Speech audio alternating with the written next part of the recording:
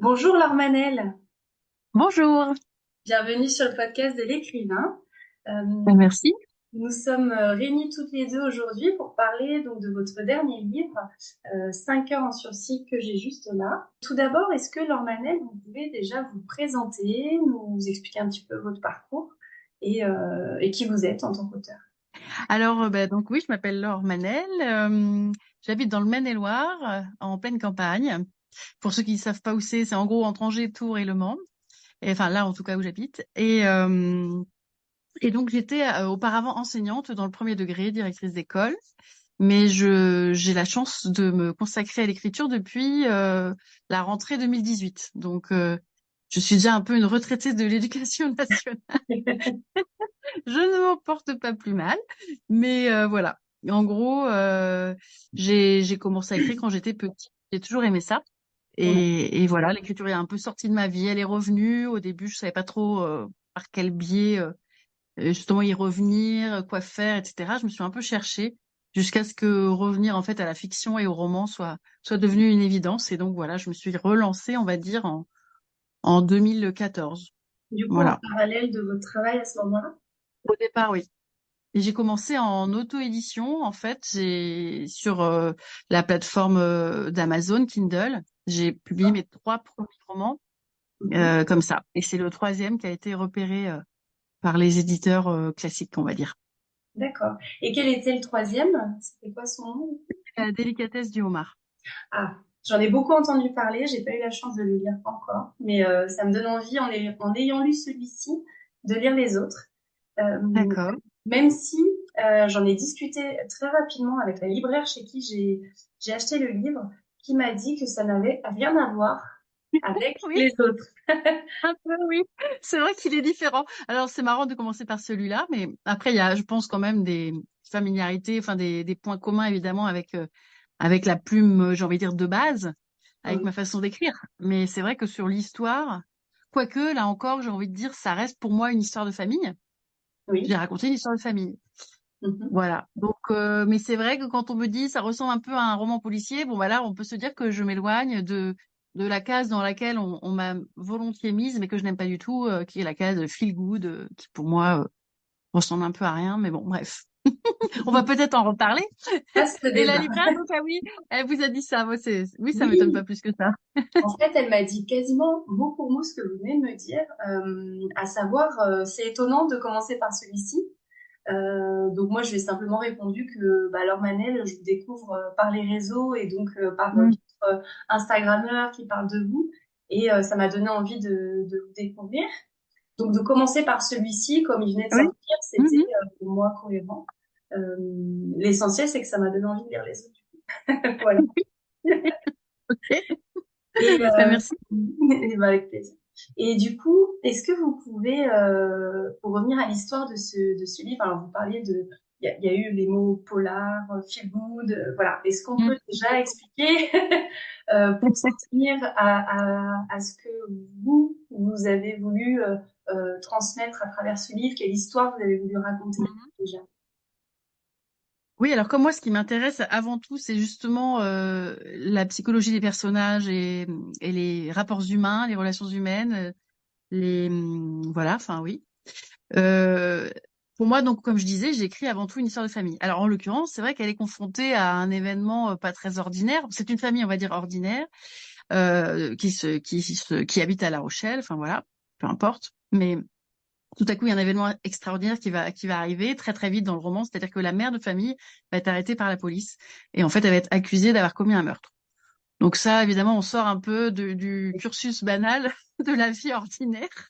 Et donc, c'est en fait ce que j'ai voulu raconter à travers cette histoire, c'est comment son entourage, parce que finalement, il s'agit avant tout de son entourage, on a les points de vue de sa famille, mais pas d'elle, comment il va vivre tout ça, comment il va vivre les événements, comment il va évoluer par rapport à elle, par rapport à ce qu'il petit à petit, à ce qu'ils comprennent qu'elle a peut-être fait, etc. Et comment vont évoluer leurs liens vis-à-vis d'elle et leurs liens aussi entre eux, parce qu'évidemment, ça va modifier des choses, puisqu'il peut y avoir, on peut imaginer qu'il y en a qui vont la soutenir coûte que coûte et d'autres qui vont être plus dans le rejet. Donc évidemment que ça peut être un peu complexe, quoi. Et moi, ce qui m'intéresse justement, c'est d'étudier la complexité des rapports humains. et ce qui se joue dans certains événements. Voilà.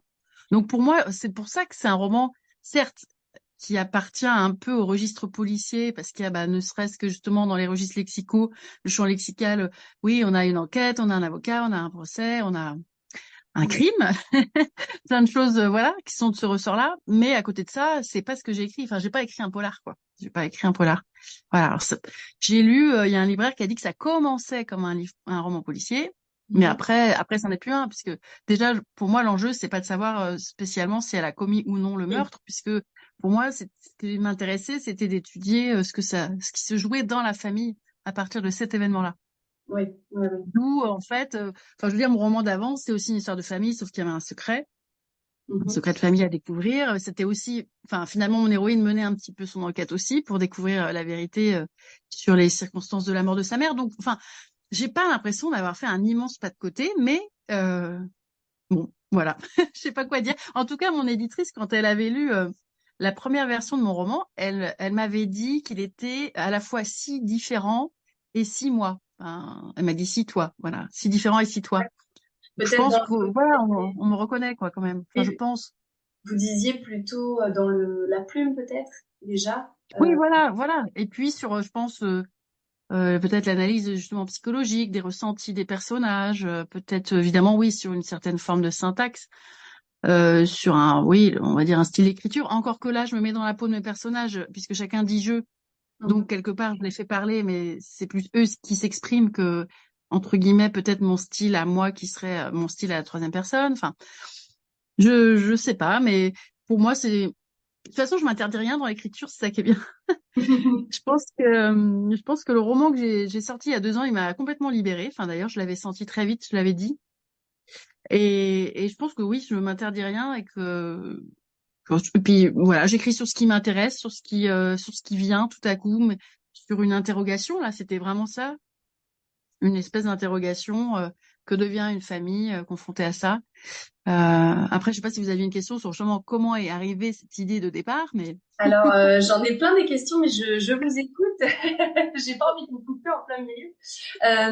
Non, bah, j'ai plein de questions. Alors, il y a sur la forme, sur le fond, déjà sur cette psychologie des personnages, la façon d'aborder chaque chapitre sous la forme d'un roman choral. Est-ce que pour vous, c'était la manière la plus juste peut-être de retranscrire les émotions et le ressenti de chaque personnage? Comment vous avez décidé de partir sur un roman choral, déjà? c'était immédiat. Enfin, il me semble que justement, par rapport au sujet que je voulais aborder, c'était Ouais. évident qu'il fallait à la fois que je me mette dans la peau au moins d'un personnage, mais en plus, comme mon idée, c'était vraiment le parti pris de, de travailler sur les différents points de vue, justement, c'était évident que j'allais faire un roman choral à la première personne, parce que je voulais qu'on les entende, chacun, et puis parce qu'ils avaient chacun plein de choses à dire. Et puis je joue évidemment sur la place dans la famille, puisque donc il y a le mari. Enfin, on n'a pas spécialement, on l'a pas dit, donc je vais le dire, mais Oui. il y a le mari Marc, donc le mari de Catherine, celle qui a arrêté. Donc lui, il a la quarantaine, voilà. Donc forcément, lui, il est en tant que mari, il va vivre aussi un séisme.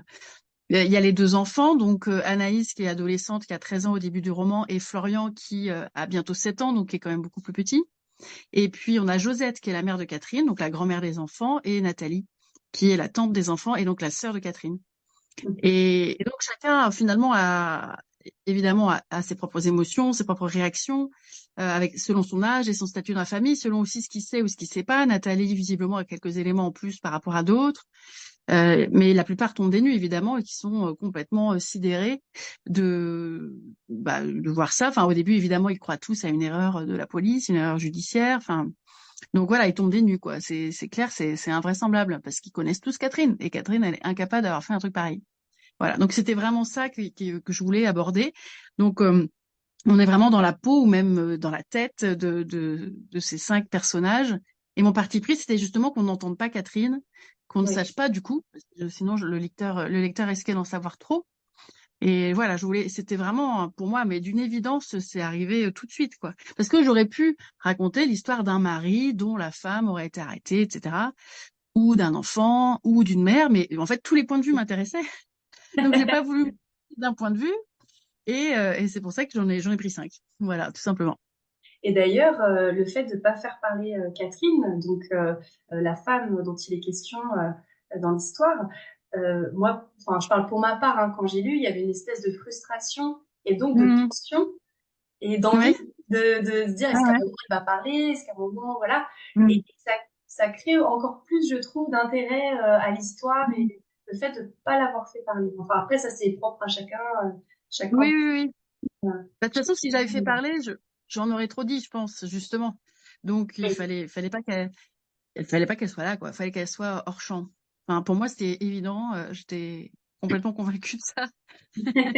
Et du coup, par rapport à la construction de l'histoire, donc vous disiez, vous aviez l'idée en tête avant même donc de vous lancer dans le processus créatif et d'écriture. Est-ce que Mm. vous aviez vraiment tous les tenants et les aboutissants avant d'écrire ou vous laissiez les personnages évoluer au fur et à mesure? Alors, c'était un peu compliqué, en fait, au tout départ, l'écriture, parce que donc j'avais les grandes lignes, enfin les grandes lignes, oui, enfin oui, j'avais les grandes lignes, j'avais même la fin. Par contre, comment dire, justement sur la partie enquête, sur les faits, on va dire, les faits vraiment, tels qu'ils se sont passés, là, c'était assez flou dans ma tête. Ouais. Et donc, j'étais un peu bloquée, parce qu'en fait, ça commence avec l'arrestation de Catherine. En plus, ça se passe en 2001. Donc, moi, en 2001, parce que je peux faire des recherches sur Internet, mais tout ce qui est ADN, bornage de téléphone, etc., je peux Oui, voir enfin, ce qui se fait maintenant, mais c'est pas facile de savoir en 2001 qu'est-ce qui côté était technique. déjà en cours ou pas. Voilà, tout ce qui était très technique. Donc, j'étais un peu bloquée. Et j'avais plus de visibilité sur la partie, enfin un peu centrale avec le procès, en fait, hein, je pense que je peux le dire. Et en fait, j'ai commencé l'écriture très bizarrement par Anaïs, déjà, qui pour moi est quand même le personnage principal, mais Oui, et j'ai écrit que des chapitres Anaïs à la suite, à partir du procès. d'accord. Mais j'ai dû en écrire, je sais pas, peut-être 50, quoi. Enfin, j'en écris beaucoup. Bon, ils sont courts, mais quand même. Et c'est vrai qu'à un moment, je me suis dit, bon, bah là, ce serait peut-être bien de reprendre l'écriture au début du roman, puisque j'avais pas du tout fait le début, j'avais pas du tout fait les autres personnages, donc il était quand même temps à un moment de s'y mettre. Si je comprends bien, vous avez commencé donc par l'arrestation, puis sauté jusqu'au procès, Moi, j'ai ensuite même pas écrit, j'ai même même pas pas le écrit départ. l'arrestation. D'accord. Non, non, j'ai démarré au procès l'écriture. Ah oui, d'accord. Euh, ouais, vraiment, sinon enfin, enfin, à la rigueur, peut-être que j'ai écrit le premier chapitre, mais j'ai tout de suite coincé, c'était pas clair. Voilà. Ouais. Et après, donc, j'ai, grâce à un appel à un ami, enfin un ami, c'est un bien gros mot, mais j'ai appelé Olivier Norek, qui m'a très gentiment aidé justement dans cette partie enquête et dans les faits et dans voilà comment je pouvais ficeler un petit peu mon affaire. Et voilà, ça m'a décoincé. J'ai repris au début à l'arrestation et puis après j'ai déroulé le fil. Et quand j'ai rejoint là où j'étais rendue avec Anaïs, bah, j'ai intercalé les autres personnages. Et j'ai pas fait beaucoup de modifs sur Anaïs. Elle était déjà bien. Je pense qu'Anaïs j'avais vraiment vraiment en tête. D'ailleurs, oui, c'est le personnage qu'on voit le plus, qu'on Oui. entend le plus, j'ai envie de dire. Mhm. Euh, Parce que je pense que c'est avec elle que j'avais plus de choses à dire, quoi. Parce qu'elle a vu sa crise d'adolescence, donc c'est déjà pas un moment facile, mais là, pour le coup, Ouais, elle la va être un petit peu pauvre. impactée. Voilà. Mm. D'accord. Et donc, vous parliez du coup d'Olivier Norek qui vous a aidé dans ce volet policier, parce qu'en termes de recherche, c'est ce qui vous a posé plus de problèmes, c'est ça, si je comprends bien? Bah, c'est vraiment la partie des faits et pour être. Après, j'ai pas cherché à faire une enquête hyper complexe et tout ça, parce que justement, c'est pas un roman policier. Mais il Oui. fallait que ça se tienne, que ce soit cohérent, voilà, que je parle de mobile, d'alibi, etc. Enfin, après, tout ce qui est recherche sur la vie en prison, sur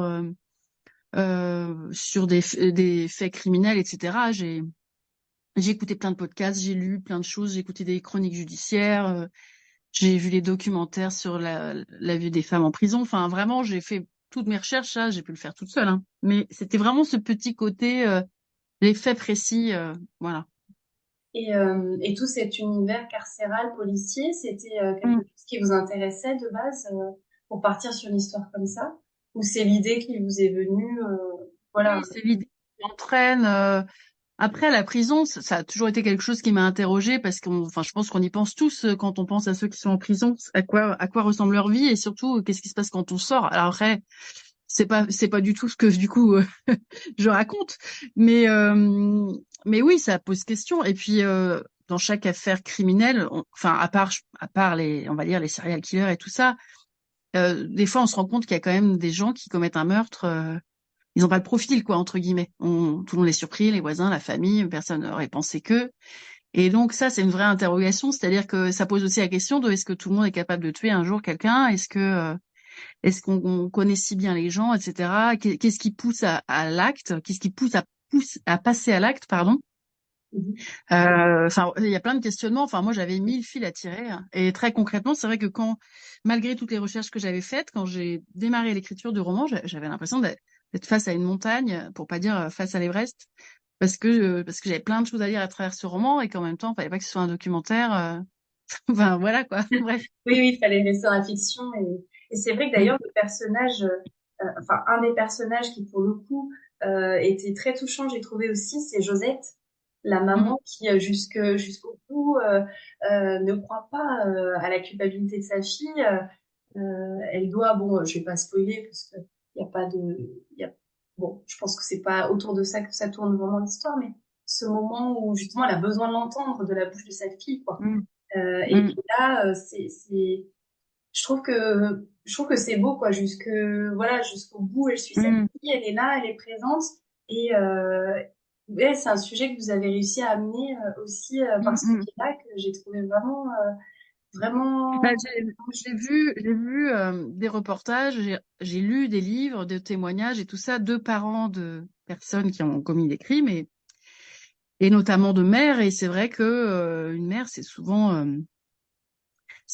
prêt à tout et surtout ça, l'amour maternel fait que d'une façon un peu viscérale, une mère soutient quoi que fasse son enfant, elle sera là. Enfin, moi j'ai lu des témoignages qui allaient dans ce sens-là. J'ai lu des romans aussi. Et donc ça me paraissait, c'est pour ça que je voulais justement que la mère fasse partie des narrateurs, parce que elle avait des choses, enfin, elle rôle à apportait jouer. autre chose aussi. Mm, Mm. bien sûr. Et donc, on voit même à l'arrière du livre, en lisant, non, je sais plus si c'est à l'arrière du livre ou si c'est dans au départ sur les couvertures, bon, je sais plus où j'ai lu ça, bon bref, mais que justement, on avait plutôt tendance à parler des familles, des auteurs ou des mises en cause, pardon, des victimes, autant pour moi, et que là, Ouais. Mm. justement, le fait qu'on parle des familles, des mises en cause, pour le coup, c'était aussi l'intérêt de votre livre parce que Oui, on a tendance à moins en parler, à se dire bon bah et d'ailleurs dans le livre vous en parlez très bien quand chacun se dit mais en fait ok c'est ma mère, ok c'est ma femme mais je suis complètement dissociée de ce qu'elle fait, mm. je me Bah oui, dissocie oui. complètement et que ils ont l'impression par le regard des autres, que ce soit dans les Mm. médias, des voisins, etc., d'avoir cette association au fait, Mm. enfin à cet événement-là que la mère ou que la femme a commis. Et donc, pour eux, c'est difficile aussi de ce point de vue-là, puisque Mm. déjà qu'ils n'y croient pas à l'événement, à ce qui s'est passé, alors en plus Mm. d'être associé à ça, on voit C'est vraiment ça. Ouais. le côté, voilà, comment Ah oui, parce que comment on vit ça, parce quoi. que les gens forcément éprouvent une empathie immédiate pour une victime et la famille de la victime, mais on se dit pas que quelque part l'entourage de l'accusé déjà est innocent, enfin en général quand même, et donc n'y est pour rien et enfin et effectivement pour eux c'est un rôle à endosser dont ils se seraient bien passés tous quoi, forcément. Ouais. Et vous parlez d'ailleurs, j'ai trouvé ça hyper intéressant aussi du nom de famille. Vous insistez Mm, beaucoup sur ça, sur le fait qu'ils portent le même nom, que c'est le nom de famille qui est pointé du doigt, qui d'ailleurs du coup est le nom du mari de Marc. mm. Donc Anaïs le vit très mal. Voilà, c'est ce nom qui lui colle à la peau et qui est finalement associé à un meurtre en fait. Donc À une affaire quoi, ouais. c'est Mm. ça. Et pourtant qui est un nom assez commun puisque depuis il y en a Oui, pas je des fais milliers exprès. de ans. Oui, oui, oui, je me dis que c'était volontaire. Et d'ailleurs, dans la construction de l'intrigue, par rapport à, vous disiez, donc vous avez parlé enfin, vous avez commencé à écrire par le procès et ensuite au départ. Euh, Pourquoi avoir choisi un homicide? Alors, ça aurait pu être peut-être moins grave. Est-ce que c'était volontaire justement? Oui, oui, bah oui, parce que je voulais aller vraiment enfin, je voulais les pousser tous dans leur retranchement et je voulais que, oui, ce soit pas juste un crime, mais un meurtre. et peut-être pas qu'un meurtre, mais carrément un assassinat. Et oui, oui, je voulais que ce soit grave, quoi. C'est comme quand j'ai attribué une maladie à un de mes personnages dans un roman précédent. J'ai attribué une maladie où c'était sûr qu'il allait pas s'en sortir parce que c'était ça le thème, c'était ça l'enjeu. Bon bah là, l'enjeu c'était effectivement que ce soit vraiment grave et puis voilà. Après l'idée, c'est vrai qu'au tout départ, hein, vraiment dans les prémices, avant même que l'idée surgisse vraiment, je savais que je voulais aborder justement un thème qui était lié aux faits divers, enfin à une affaire criminelle ou quelque chose de ce genre-là. Donc j'avais acheté des livres sur le système judiciaire français, etc. Parce que j'y connaissais un peu rien. Enfin oui, d'accord, j'écoute les On te la raconte et compagnie, mais bon, voilà, ça suffit pas à connaître un peu tout ce qu'est cette machine judiciaire qui est quand même assez complexe. Et puis un jour, en fait, le vrai déclic, c'est marrant, ça a été une émission que j'ai vue à la télé. En replay, hein, qui s'intitulait Un criminel dans la famille. Et justement, on voyait des personnes qui parlaient de leurs proches qui avaient donc commis un crime. Alors, c'était pas toujours un crime de sang, mais bon. Et justement, ils vivaient, enfin, chacun expliquait ce qu'il vivait, ce qu'il avait vécu. Et j'ai trouvé ça hyper intéressant. Et là, c'est là que tout de suite, tout s'est mis en place, quoi. Je me suis dit, voilà, toute une famille, différents points de vue. Comme ça, j'aurais pas juste le point de vue d'un mari ou d'une mère, et d'un enfant ou d'un enfant, mais j'aurais tous les points de vue. Enfin, pour moi, c'était donc voilà, ça a été très rapide sur ce côté-là. Après, je savais pas encore qui serait la personne accusée, qu'est-ce qu'elle aurait fait. J'aurais pu choisir, mais justement, j'ai pas du tout eu envie de tomber là-dedans. J'aurais pu choisir un féminicide. Voilà, le père qui supprime la mère. Mais je trouve que ça se rencontre beaucoup en ce moment dans pas mal de romans et je trouve que quand un sujet est déjà beaucoup abordé, c'est difficile d'être à la fois original et de pas enfoncer des espèces de portes ouvertes. Donc j'avais envie d'être pas dans ce sujet-là. C'est pour ça que j'avais envie j'ai trouvé des faits différents avec comment dire, une enquête différente parce que c'est pas du tout pareil, évidemment, pour les enfants. Si papa avait tué maman, ça n'aurait pas été du tout pareil. Donc j'avais quand même envie justement qu'il y ait le point de vue du mari qui lui est bien là, qui vit avec ses enfants et voilà. J'avais pas envie que les enfants perdent leurs deux parents, un parce qu'il est plus là, parce qu'il est mort, et un autre parce qu'il est en prison, quoi. C'était pas mon sujet. Ouais, ouais. Et du coup, à partir du moment où vous avez vu ce reportage en replay et le processus d'écriture et le moment où le livre a été présenté en tant que manuscrit à votre maison d'édition, il s'est écoulé combien de temps à peu près J'ai dû écrire les premières lignes, je sais même plus trop, peut-être en mars l'année dernière. En gros, un an, quoi. Enfin, de toute façon, voilà, l'idée, elle a germé, je me souviens, c'était à peu près au moment des fêtes, donc que j'avais vu l'émission. Donc après, j'ai creusé mes personnages. Après, je passe toujours par mon moment où je fais mes fiches, tout ça. J'ai mes petits rituels. Et puis après, j'ai tout un temps de maturation qui peut être assez long. Donc voilà, après, j'ai commencé à écrire, j'ai fait des pauses. Puis pause, forcément, j'étais en promo pour le roman d'avant. Il y a des moments de l'année où je pose pas beaucoup le pied chez moi, donc c'est pas facile d'écrire. Donc je fais des grandes pauses. Donc j'ai vraiment repris qu'après. Et je crois que fin juillet, j'en étais à peu près à une bonne moitié. Et puis en août, j'ai pas du tout travaillé. Puis j'ai fini en 5 semaines après, sur septembre, quoi. Septembre. D'accord. Mais j'aime bien être pressée par le temps sur la fin. C'est vraiment ça que j'aime. C'est quand j'ai plus le choix qu'il faut y aller parce que le temps presse et c'est là que je suis le plus efficace. Ouais. Voilà. Et puis, de toute façon, c'est toujours un moment où le roman est lancé et finalement, c'est moins difficile qu'au début où on a peut-être plus d'hésitation et de questionnement. Après, j'ai envie de dire, à ce stade de l'histoire, tous les personnages sont en place et il suffit de se mettre. En plus, là, j'avais juste à me mettre à l'intérieur de chacun à tour de rôle et à être en empathie avec et voilà quoi. De toute façon, j'avais quand même listé des événements à passer, des choses comme le roman se passe sur quand même un petit paquet d'années. J'ai aussi été voir, tiens, c'était quel film à tel moment, telle année, quelles étaient les musiques qu'on écoutait, tout ça pour apporter des petits trucs aussi de pas historiques, mais enfin des petits éléments, voilà, du quotidien aussi quoi. Pour pas que, enfin l'idée c'était aussi que ce soit pas un roman plombant quoi, parce que clairement je voulais pas écrire un roman en noir justement. Donc, fallait aussi qu'il y ait un peu de vie. Et puis, j'ai essayé de mettre aussi un petit peu d'humour. Je sais pas si ça se sent, mais avec avec ce recul un peu ironique. Et puis, voilà. Enfin, en tout cas, moi, bizarrement, malgré le sujet un peu lourd, je me suis quand même amusée entre guillemets à écrire ce roman. Et ça se ressent Euh, dans la lecture, ça se ressent. Et d'ailleurs, même ouais. dans la rythmique. Euh, Moi, je voulais vous demander justement, tout à l'heure, vous disiez que vous aviez écrit énormément de chapitres d'Anaïs. Mais Mm, alors, dans l'écriture de la suite, est-ce que vous alternez chaque personnage, c'est-à-dire vraiment tel que le roman est mm, aujourd'hui? oui, oui. Oui, Ah c'est oui. comme ça, vous y êtes de manière Ouais, chronologique. ouais. Ah D'accord. oui, oui, j'ai écrit Anaïs un peu d'un coup, enfin en tout cas pas mal de chapitres. Quand je suis revenue au début, j'ai commencé à replacer tout dans l'ordre. J'ai mis Anaïs, j'ai mis les autres, et puis quand j'ai récupéré Anaïs, j'ai intercalé d'autres chapitres, mais ça s'est vraiment fait après. Il n'y a pas un chapitre que j'ai bougé, quoi. Mm. Et c'était pas compliqué justement d'avoir cette matière première d'Anaïs et puis ensuite de Mm. retourner en arrière pour pouvoir refaire quelque chose de cohérent. Bah non, parce que c'était clair dans ma tête, que j'avais pris mes petites notes, mes petits. Et puis, je sais pas. Une fois que je suis immergée dans mon histoire, ça, enfin, il y a pas mal d'évidence. En fait, il y a beaucoup de doutes, surtout au début et surtout avant. Mais une fois qu'on est lancé, qu'on sait où on va, en fait, c'est toujours la question. Il faut savoir où on va, quoi. Oui. Et au début, voilà, une fois que j'ai lancé même ma partie enquête, ça a été assez fluide quand même, ouais. Mm.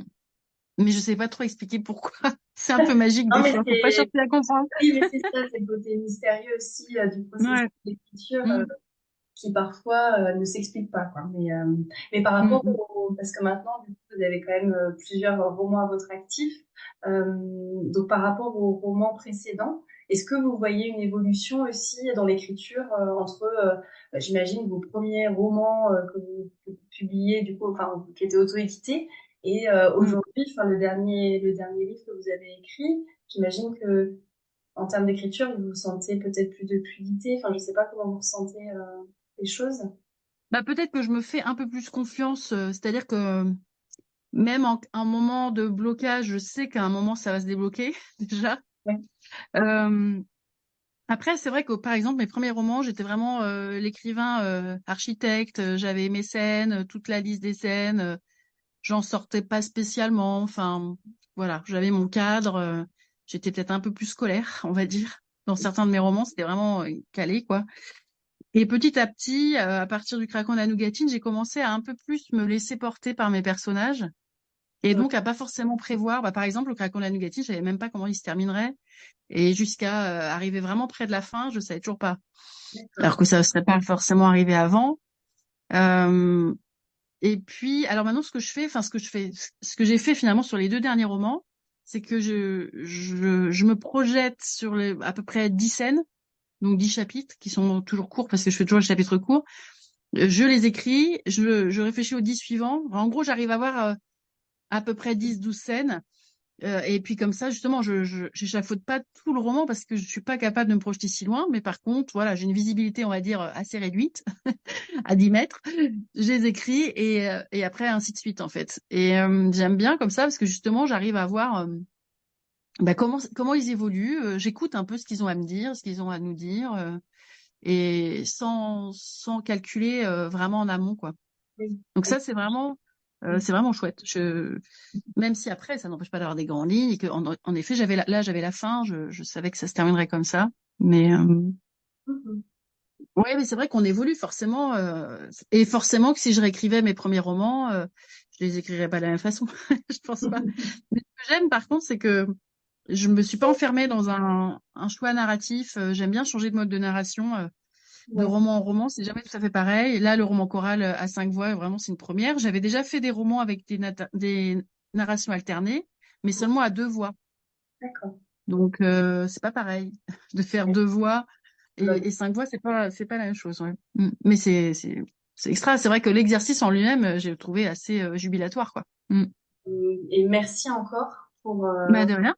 et à très bientôt. Et je vous invite à découvrir son dernier roman, donc 5 heures en sursis, voilà, qui est disponible depuis quelques semaines. Voilà. Merci. Là. Merci beaucoup.